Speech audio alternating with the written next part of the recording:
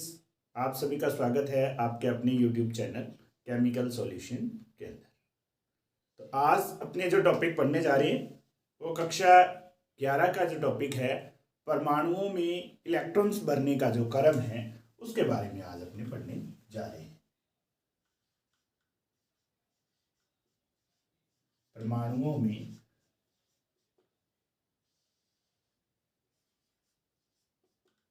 Electrons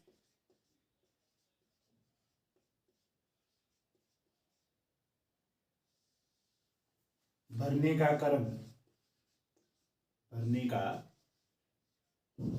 क्रम जो है उसके बारे में अपने आज बात करने जा रहे हैं कि इलेक्ट्रॉन्स जो हैं विभिन्न जो परमाणु हैं उनके अंदर किस प्रकार से भरे जाते हैं उसको अपने आज पढ़ने जा रहे हैं। ये जो इलेक्ट्रॉन्स भरने का क्रम होता है ये एक जो नियम के द्वारा अपने कह सकते हैं या प्रिंसिपल के द्वारा अपने भरते हैं उसको कहा जाता है अफो सिद्धांत, प्रिंसिपल। अफो प्रिंसिपल के नाम से इसको जाना जाता है। अफो जो वर्ड है ये जर्मन भाषा का वर्ड है और जिसका अर्थ रहता है बिल्ड अप, ये बिल्डिंग अप भी कह देते हैं।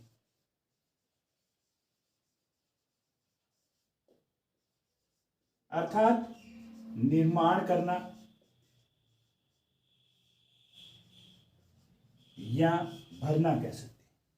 किसी भी चीज को अपनी बिल्डअप करते हैं, बनाते हैं, भरते हैं, वही अफो का जो मेन जो इसका अर्थ रहता है वो जर्मन जो लेटर है उसके अंदर इसका जो अर्थ रहता है वो आपका निर्माण करना रहता है। तो हम यहाँ पे किसका निर्माण करेंगे? इलेक्ट्रॉन्स को किस प्रकार से अपने परमाणुओं के जो इलेक्ट्रॉन्स है उनको भरने का जो क्रम है, उनको बढ़ती हुई ऊर्जा के रूप में जैसे अपने भरते हैं उसको आज अपने इसके अंदर पढ़ेंगे। तीन जो सिद्धांत है वो काम करते हैं। सबसे पहला जो सिद्धांत है पाउली का अपवर्जन नियम। दूसरा जो इसके अंदर अपने पढ़ेंगे हुंड का अधिकतम बाहुल्यता का नियम। दूसरा आता है हुंड का अधिकतम बाहुल्यता नियम या सामान्यतः इसको हुंड्स रूल भी बोल देते हैं, हुंड्स रूल भी बोल देते हैं। तीसरा और अंतिम आपका रहेगा N+L रूल या N और L नियम कह देते हैं। तो जल्दी से अपने पढ़ते हैं पहले नियम के बारे में, पाउली का अपवर्जन नियम। इस नियम के अनुसार विभिन्न जो कक्षक हैं उसके अंदर जब इलेक्ट्रॉनों को भरा जाता है तो किन्हीं दो इलेक्ट्रॉन्स के लिए चारों जो क्वांटम नंबर होते हैं या क्वांटम संख्याएं होती हैं वो कभी भी समान नहीं होती। चारों क्वांटम नंबर कौन कौन से होते हैं आपके? मुख्य क्वांटम नंबर n, द्विगंशी क्वांटम नंबर l, चुंबकीय क्वांटम नंबर m और चक्रण क्वांटम संख्या या क्वांटम नंबर s या स्पिन क्वांटम नंबर भी इसको कहा जाता है। तो पाउली महोदय ने ये बताया कि ये जो चारों क्वांटम नंबर हैं ये किन्हीं भी दो इलेक्ट्रॉन्स के लिए समान नहीं हो सकती। यही पाउली का अपवर्जन नियम था। उन्होंने कहा कि मैक्सिमम तीन जो क्वांटम संख्याएं हैं आपकी वो क्या हो सकती हैं? समान हो सकती हैं। उन्होंने कहा कि N, L व M की वैल्यू जो है समान हो सकती है, इन्हीं दो इलेक्ट्रॉन्स के लिए समान हो सकती है, परंतु S की जो वैल्यू है वह किन्हीं दो इलेक्ट्रॉन्स के लिए कभी भी समान नहीं होती। यदि एक इलेक्ट्रॉन की वैल्यू +1/2 है तो दूसरे इलेक्ट्रॉन की वैल्यू क्या होगी, -1/2 होगी। इसको अपने एक एग्जाम्पल के माध्यम से समझते हैं। मान लीजिए कोई परमाणु है जिसके अंदर 3px2 दो इलेक्ट्रॉन हैं। p उपकोश के अंदर, px के अंदर यहाँ पे दो इलेक्ट्रॉन हैं। इन दोनों इलेक्ट्रॉनों को मैं कह रहा हूं a व b इलेक्ट्रॉन कह रहा हूं। इन दोनों के लिए अपने ज्ञात करते हैं, अलग अलग वैल्यू इनकी निकालते हैं। तो पहला जो अपने निकालेंगे वह रहेगी आपकी n की वैल्यू। n की वैल्यू आप जानते हैं कि यहां जो पहले जितना भी लिखा हुआ है अंक है वही आपका क्या रहता है, n की वैल्यू रहती है। तो दोनों के लिए ये क्या रहेगी, 3 रहेगी। फिर आती है l की वैल्यू। तो अपने जब डिटेल से क्वांटम नंबर करेंगे वहां आपको मैं अलग से बता दूंगा। p जो उपकोश होता है उसके लिए आपकी जो l की वैल्यू है वो कितनी रहती है, 1 रहती है। और s के लिए 0 रहती है, ये आप सभी जानते हैं। बाकी अपने इसको डिटेल से क्वांटम नंबर भी मैं एक अलग चैप्टर के अंदर लेसन जो है अपने तैयार कर लेंगे। फिर जो आती है m की वैल्यू, तो m की वैल्यू दोनों के लिए क्या रहेगी, 0 रहती है। इसको अपने डिटेल में जब क्वांटम नंबर्स जब टॉपिक अपने करेंगे उसके अंदर आप डिटेल से इसको देख सकते हैं। अब यदि मैं s की बात करूं, a के लिए यदि ये +1/2 है तो यहां क्या रहेगा, -1/2 रहेगा। तो यहां इन दोनों इलेक्ट्रॉन्स के यदि अपने देखेंगे तो यहां आपका ये जो 3 क्वांटम नंबर है n, l व m, ये तीनों दो इलेक्ट्रॉन्स के लिए क्या है, सेम है या समान है। परंतु चौथा जो क्वांटम नंबर है वो क्या है, दोनों के लिए भिन्न भिन्न है। यही आपका पाउली का अपवर्जन नियम था। अब अपने बात करते हैं दूसरे नियम की, जो कि आपका है हुन्स रूल।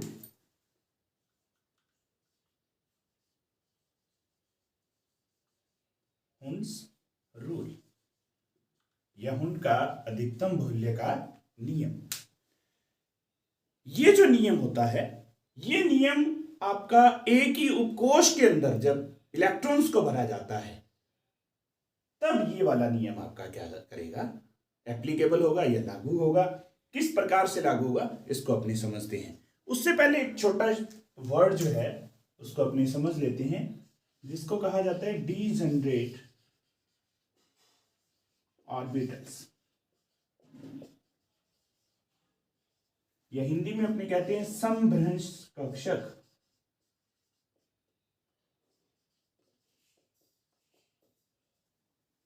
डीजेनरेट ऑर्बिटल्स या समभ्रंश कक्षक, ये कक्षक जिनकी ऊर्जाएं समान होती हैं उन्हें अपने क्या कहते हैं, डीजेनरेट ऑर्बिटल्स कहते हैं। कौन से होंगे इस चीज को समझें। जैसे p सब सेल है, उसके 3 ऑर्बिटल्स हैं, कौन कौन से, px, py और pz। और हमेशा आप जब भी इनका डायग्राम बनाते हैं तो आप इनको हमेशा इसी क्रम में लिखते हैं, px, py और pz। कभी भी आपने इसका जो डायग्राम बनाया वो ये नहीं बनाया है। उसका कारण ये रहता है क्योंकि ये क्या है, ऐसा कभी भी आप नहीं बनाते। ये नीचे वाली जो रो है या लाइन जो है वो ये दर्शा रही है कि इनके अंदर ऊर्जा जो है वो क्या है, एक जैसी है। अभी आपको ये समझ में आ गया होगा कि अपभ्रंश या समभ्रंश जो कक्षक हैं वो कौन से होते हैं। तो ये जो नियम लागू होता है हुन्स रूल, वो समभ्रंश कक्षकों पे ही लागू होता है। तो अब इस चीज को समझ लीजिए। इस नियम के अनुसार अपने कहते हैं कि जो समभ्रंश कक्षक होते हैं उसमें जब इलेक्ट्रॉन का युग्मन तब तक प्रारंभ नहीं होता जब तक सभी जो कक्षक हैं उनमें अयुग्मित इलेक्ट्रॉन्स एक एक उनमें नहीं भरा जाए। अर्थात हुन्स रूल जो है वो युग्मन को दर्शाता है। युग्मन तभी होगा, उसी स्थिति में होगा जब समभ्रंश कक्षक जो हैं उनके अंदर अयुग्मित इलेक्ट्रॉन सभी के अंदर भरे जा चुके हों। तो ये नियम जो है एस जो उपकोष है उस पर लागू नहीं होता, क्योंकि एस जो उपकोष है उसमें क्या है, केवल एक ही कक्षक है। तो वहां अधिक कक्षक नहीं है, एक कक्षक में अधिकतम इलेक्ट्रॉनों की जो संख्या है वह 2 ही होती है, वो आपको पहले से पता है, इसलिए इस पे ये नियम लागू नहीं होता। एस को आप पहले ही भरते हैं। पी उपकोष के अंदर अपने पढ़ लेते हैं कि पी उपकोष में इलेक्ट्रॉनों की संख्या और पी उपकोष के अंदर जो कक्षक हैं, तीनों कक्षकों में इलेक्ट्रॉन्स का वितरण।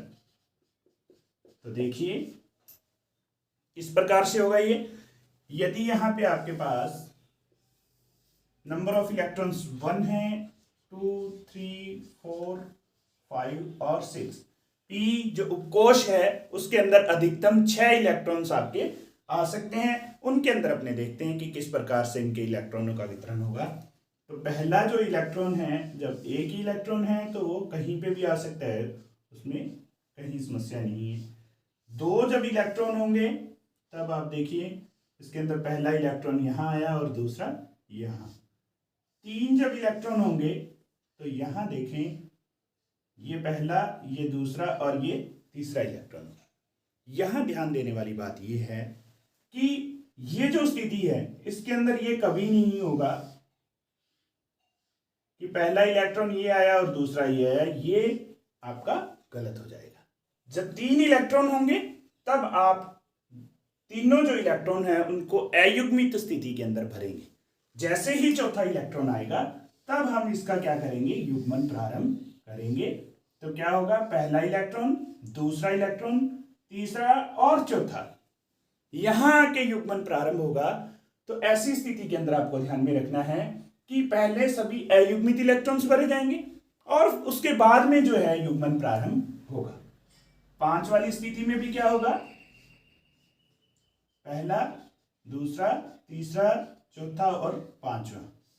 और 6 वाली स्थिति जो होगी वह क्या होगी, आपकी पूर्ण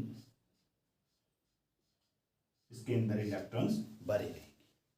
तो ये था आपका हुन रूल के बारे में। और इसी प्रकार से यदि डी उपकोष है और मैं कहूं D4 की बात करूं तो D4 में यदि इलेक्ट्रॉन्स भरने हैं तो आप किस प्रकार से भरेंगे। डी उपकोष के अंदर आपके पास 5 कक्षक होते हैं, तो 4 इलेक्ट्रॉन भरने हैं तो किस प्रकार से भरे जाएंगे, पहला इलेक्ट्रॉन, दूसरा, तीसरा और चौथा इलेक्ट्रॉन। कभी भी आपको इस प्रकार से इलेक्ट्रॉन्स को नहीं भरना है 3 और 4, 1, 2, 3 और 4। यदि इस प्रकार से आप भरते हैं तो ये हुन रूल का क्या कर रहा है, उल्लंघना कर रहा है। तो इस प्रकार से आपके इलेक्ट्रॉन्स हैं कभी भी भरे नहीं जाएंगे। अब अपने नाइट्रोजन के लिए देखते हैं कि N7 जो होता है के लिए इलेक्ट्रॉन्स अपने भरते हैं 1s2, 2s2 और 2p3 होते हैं।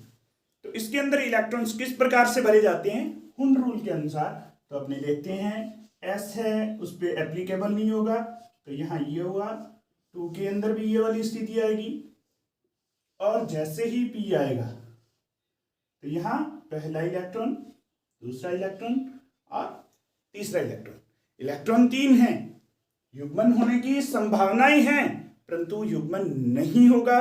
कब तक नहीं होगा, जब तक आपका यहां चौथा इलेक्ट्रॉन नहीं आता।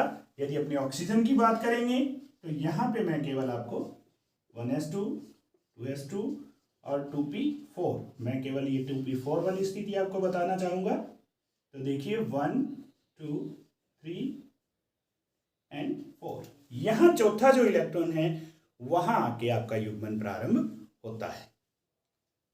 अब आपका तीसरा और अंतिम नियम जो है वह रहेगा N+L रूल।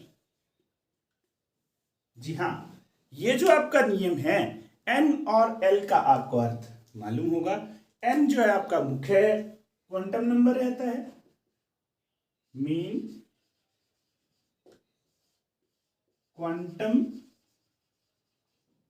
नंबर है। l जो है आपकी दिघंशी क्वांटम संख्या है। n और l दोनों का अर्थ आपको यहां पे जरूर पता होना चाहिए, तभी आप इस नियम को अच्छे से समझ सकते हैं। ये जो नियम है, ये विभिन्न प्रकार के जो कक्षक हैं उनकी ऊर्जाओं के बढ़ते हुए क्रम के अंदर जब अपने उनको रखते हैं व्यवस्थित, ये अपने आप कर देगा। कैसे होगा? इसमें कहा जाता है कि जब n और l की जो वैल्यू है को बढ़ते क्रम में रखना है, को बढ़ते क्रम में व्यवस्थित किया जाता है, क्योंकि n का जो मान है वो कहीं ना कहीं आपको ऊर्जा का रूप जो दर्शाता है, मुख्य क्वांटम संख्या है। इसको अपने जब डिटेल में पढ़ेंगे वहां अपने इसकी बात करेंगे। तो n का जो मान है वह आपको क्या बताता है? ऊर्जा के बारे में बता रहे हैं। तो n और l का दोनों का मान जोड़ के अपने जब उसको बढ़ते क्रम में रखेंगे तो वह ऊर्जा के बढ़ते हुए क्रम को बताएगा। इसमें एक स्थिति ऐसी हो सकती है जहां n और l, मान लीजिए किन्हीं दो इलेक्ट्रॉन्स के लिए n और l की वैल्यू जो है वो क्या आ जाए आपकी? सेम हो सकती है। सेम हो तो ऐसी कंडीशन यदि आपके पास आती है तब आपको क्या करना है? तब आपको ये ध्यान रखना है कि n की वैल्यू जिसकी कम होगी, इलेक्ट्रॉन उस कक्षक में या उस उपकोष में कह दें अपने, पहले भरा जाएगा। उस उपकोष में पहले भरा जाएगा, ये ध्यान आपको रखना है। तो अब अपने कुछ ऊर्जा स्तरों के बारे में बात कर लेते हैं ताकि आपको n+l रूल भी अच्छे से समझ में आ जाएगा। अपने व्यवहार में इसको किस प्रकार से काम में लेना है तो उसके बारे में अपने पढ़ लेते हैं। तो पहला है कक्षक का प्रकार,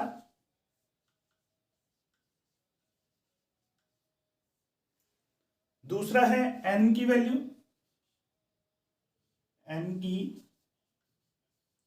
वैल्यू, और l की वैल्यू।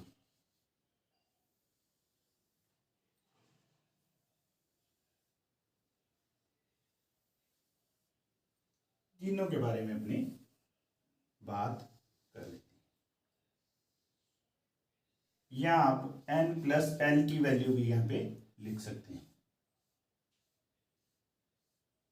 देखिए किस प्रकार से होगा। पहला मैं कक्षक का प्रकार यहां पे लिख देता हूं, जैसे 1s 2s 2p 3s 3p 3d 4s, इस प्रकार से।